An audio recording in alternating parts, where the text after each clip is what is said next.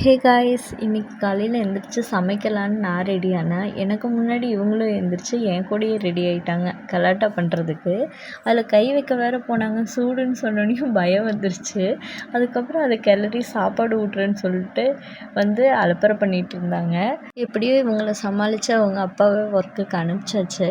அதுக்கப்புறம் இவங்களையும் பால்வாடிக்கு கூட்டிகிட்டு போகலாம் அப்படின்னு சொல்லிட்டு இன்றைக்கி ரெடி ஆகிட்டு பால்வாடிக்கு போனோம். தூக்கிக்கிறேன்னு சொன்னால் தூக்கிக்க வேண்டான்னு சொல்லிட்டு அப்படியே நடந்து வந்துட்டு இருந்தாங்க.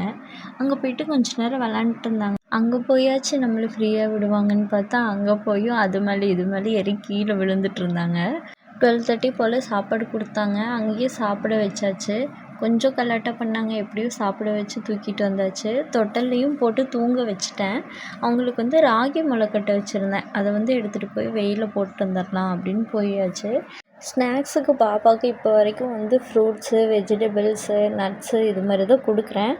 அவள் அந்தளவுக்கு ஃப்ரூட்ஸ் எல்லாம் அதிகமாக விரும்பி சாப்பிட்றது இல்லை. சரி, ஓகே, ராகியில் இன்றைக்கி குக்கீஸ் பண்ணலான்னு ரெடி பண்ணியிருந்தேன். நல்லாவே வந்துச்சு. நான் எதிர்பார்க்கவே இல்லை. ராகி கோதுமை மாவு சேர்க்கறனாலும் சேர்த்துக்கலாம், நாட்டு சக்கரை போட்டு. இதோட ரெசிபி வேணும்னா சொல்லுங்கள், நான் வீடியோ அப்லோட் பண்ணுறேன். இதை இட்லி பாத்திரத்தில் வச்சுக்கலாம். இட்லி பாத்திரத்தில் அடியில் உப்பு போட்டுட்டு அதுக்கப்புறம் இதெல்லாம் எடுத்து வச்சு ஒரு 30 மினிட்ஸ் குக் பண்ணாவே சரி வெந்து வந்துடுது. நல்லாயிருக்கு.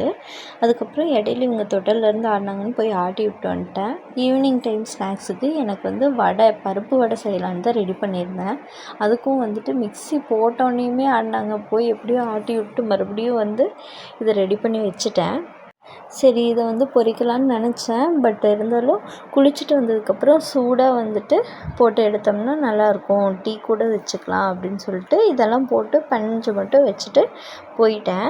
அதுக்கப்புறம் அவங்க எந்திரிக்கிறதுக்குள்ளே நானும் போய் குளிச்சுட்டு வந்துடலாம் அப்படின்னு சொல்லி குளிச்சுட்டு வந்துட்டேன். அவங்களும் எந்திரிச்சிட்டாங்க. அவங்களுக்கும் குளிச்சாச்சு. கீழே ஒரு தாத்தா இருப்பாங்க. அவங்க வீட்டில் கொய்யா மரம் இருக்குது. கொய்யாப்பழம் வந்தாவே பாப்பாவுக்கு தான் தருவாங்க. வாழைப்பழம்லாம் சேல்ஸ் பண்ணுவாங்க. அங்கே போய் கொஞ்சம் நேரம் விளையாண்டுட்டு இருந்தாங்க. அதுக்கப்புறம் பக்கத்து வீட்டுக்கு போயிட்டாங்க. போய் அங்கே உட்காந்துட்டு குண்டாலாம் எடுத்து வச்சு பருப்பு கடைஞ்சி விளையாண்டுட்டு இருந்தாங்க.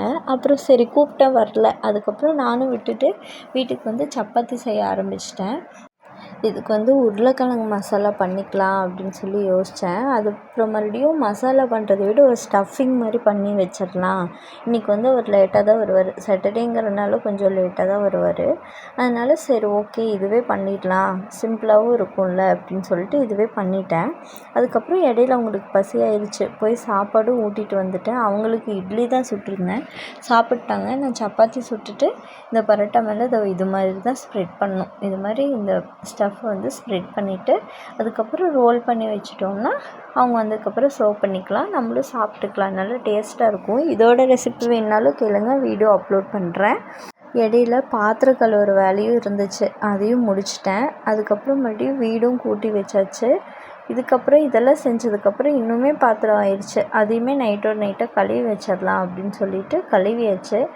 ஸ்டஃப் பண்ணி வச்சாச்சு. இப்படி தான் இருக்கும். டேஸ்ட் அட்டகாசமாக இருக்கும். கண்டிப்பாக ட்ரை பண்ணி பாருங்கள். அதுக்கப்புறம் அவங்க அப்பா வந்துட்டாங்க. வந்தோடனையும் ஓவர் குஷி ஆகிட்டா. அவர் கூட ரொம்ப நேரம் விளையாண்டுட்டு இருந்தா. பாட்டெல்லாம் பாடிட்டு இருந்தாங்க 2 பேரும் சேர்ந்து. இன்றைய நாள் இனிதே முடிவடைந்தது.